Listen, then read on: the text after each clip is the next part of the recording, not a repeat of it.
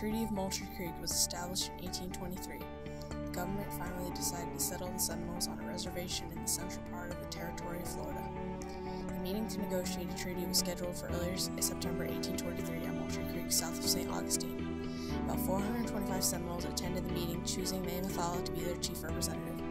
Under the terms of the treaty negotiated there, the Seminoles were forced to place themselves under protection of the United States and to give up all claims to lands in Florida.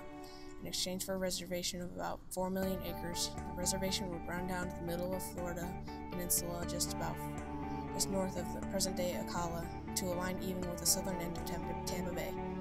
This was before the Second Seminole War, before Andrew Jackson was president.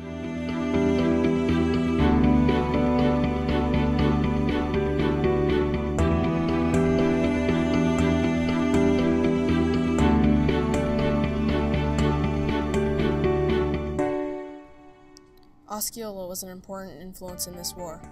Hiding in the Everglades, Osceola and his band used surprise attacks to defeat the U.S. Army in many battles. Osceola was tricked into capture when he came to peace talks during a truce. Later, he died in prison, but the Seminoles kept fighting. Some went deeper into the Everglades, others moved west.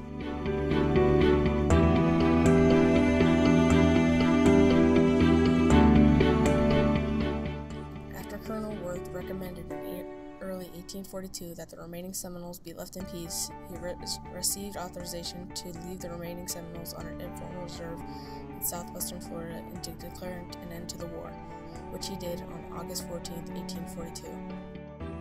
In the same month, Congress passed the Armed Occupation Act, which provided free land to settlers who improved the land and were prepared to defend themselves from Indians. At the end of 1842, the remaining Indians in Florida living outside the reservation in southwest Florida were rounded up and shipped to the west. By April 1843, the Army presence in Florida had been reduced to 1 regiment.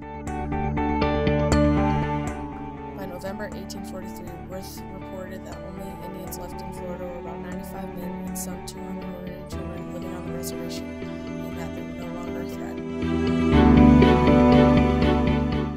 The Second Seminole War may have cost as much as $40 million. More than 440,000 regular U.S. military, militiamen, and volunteers served in the war. The Indian War cost lives of 1,500 soldiers, mostly from disease, plus many Indians' lives and homes.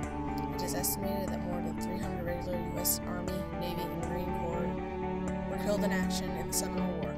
There is no record of the number of Seminoles killed in action. A great many Seminoles died of disease or starvation in Florida on the journey west, and even after they reached Indian territory. An unknown but apparently substantial amount of white civilians were